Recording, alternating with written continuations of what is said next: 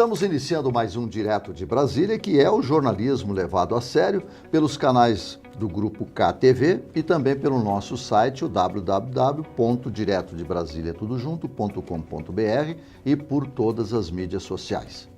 E já estamos no barco das eleições. Debates, definição dos candidatos, vai ser oficializado até o dia 15 a candidatura da eleição, então nós estamos acompanhando. E, lógico, ontem boa parte da população brasileira acompanhou o primeiro debate na televisão, tradicional já, pela TV Bandeirantes. E não poderíamos ter a melhor ocasião para trazer novamente ao nosso programa o professor Ricardo Caldas, cientista político, conhece como poucos a política brasileira. Professor, é uma satisfação novamente tê-lo aqui no Direto de Brasília. O prazer é todo meu, eu agradeço o convite. Bom, vamos analisar assim. Primeiro, eu gostaria que o senhor nos falasse com todo o seu conhecimento. Tem sentido, tem repercussão, vale a pena esse modelo de debate? Eu penso que sim, eu vou te falar por quê.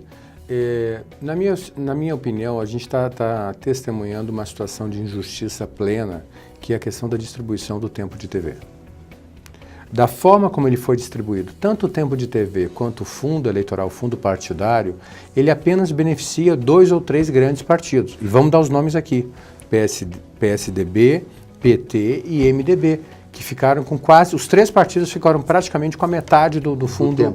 Do tempo e do fundo. Então veja só, se a sociedade brasileira, vamos supor, deseja mudanças, como eu penso que é o caso, você na verdade está fazendo fortalecer o clubão. Você virou um clube, os 3 viraram um clube, independente de diferenças ideológicas, um massageia as costas do outro. Então isso não dá oportunidade para os demais candidatos ter um tempo suficiente e necessário para apresentar as suas propostas adequadamente. E também não dá uma estrutura financeira para eles poderem preparar adequadamente o seu material.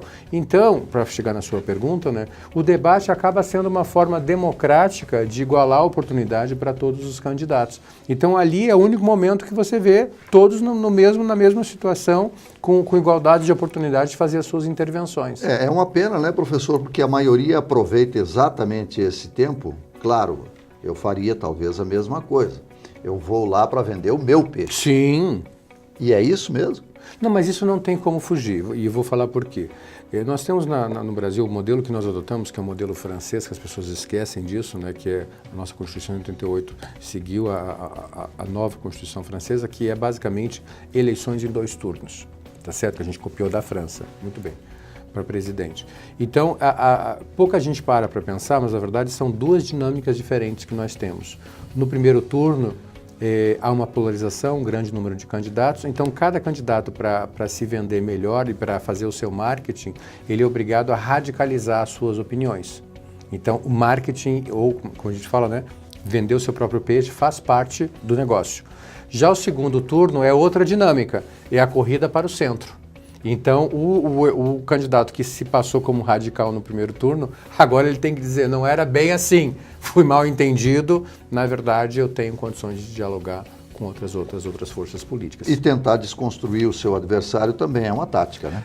Do primeiro turno, não do primeiro segundo. turno, sim. No segundo turno, aí o objetivo é mais mostrar a inviabilidade do oponente, dizer que as propostas não são consistentes, que ele não está trazendo nada de novo. Mas no primeiro turno, o ponto forte, além do marketing próprio, é desconstruir o adversário, como foi feito na eleição passada, na minha opinião até um pouco injustamente, talvez até por uma falta de preparo para os debates, da candidata Marina. Sim. E na verdade ela caiu num peguinha, que era um peguinha muito simples, que a gente conhece bem, que se lembra que foi a questão do Banco Central. Exatamente. Se o Banco Central ia ser independente ou não. Na verdade não existe nenhum órgão independente dentro do poder estatal. Todos eles respondem aos demais, prestam contas, então eles são todos interdependentes. Sim. Então, nem o Poder Legislativo não é independente do Executivo, nem o Executivo do Legislativo e nem o Judiciário dos 2. Eles dialogam entre si. A própria indicação de ministros do Supremo é uma prova disso. Com certeza. É indicado pelo Poder Executivo, tem que ser aprovado no Legislativo para chegar no Judiciário. Então, os 3 poderes, eles dialogam, eles não são independentes. Bom, dialogar é uma coisa, né, professor? Agora, a interferência, por exemplo, o senhor acha que deveria mudar o sistema de indicação dos ministros do Judiciário e principalmente do Supremo? Eu sou totalmente a favor disso. Eu não sou contra, veja bem, a gente tem que separar duas coisas que são importantes. Uma coisa é você querer indicar juízes, no caso ministros, né, com um certo perfil. Isso eu acho que faz parte das regras do jogo. Se você tem um governo, vamos supor, conservador, é natural que você queira indicar ministros com uma linha mais conservadora e vice-versa. Se você tem um governo mais de centro-esquerda, é natural que você queira indicar ministros com uma linha mais progressista ou mais centro-esquerda. Até aí eu não vejo nada demais, é assim no mundo todo. Agora, o que eu acho errado aqui no Brasil, para variar, passou dos limites, é porque eles estão indicando militantes partidários. Então, e isso é facilmente identificável. Facilmente identificável, não vamos citar nomes aqui. Mas eu penso que deveria, não sei se nem é possível juridicamente isso, mas deveria haver uma restrição para a indicação de desembargadores, como a gente viu no caso do lado sul, né, recentemente, naquele imbróglio. O Favretto. O senhor que mencionou o nome dele, né? E mesmo no Supremo, de pessoas com militância partidária. Eu penso que esse tipo de perfil não cabe no Poder Judiciário. O juiz, justamente, tem que ser uma pessoa que está vendo os fatos de uma forma imparcial e não um militante de um partido político. E isso justifica porque eles chegaram lá e poderiam, por exemplo, ter pelo menos um pouquinho de cuidado e se considerarem impedidos para determinados julgamentos. Mas eles não se julgam, nunca se julgam impedidos. Isso em todos os sentidos. Aí você já tocou num outro ponto que é importante, a questão de ministros com o escritório de advocacia, na família. Não praticamente a metade deles tem ou a esposa ou o filho atuando com escritórios. E nos casos que são trazidos para eles, em que envolve o escritório da família, eles julgam. Então a gente precisa de uma nova legislação para isso. O que eu defendo? Eu tenho uma ideia um pouco revolucionária nesse sentido. Vamos lá. Eu penso que a indicação dos ministros supremos é só uma ideia para debate.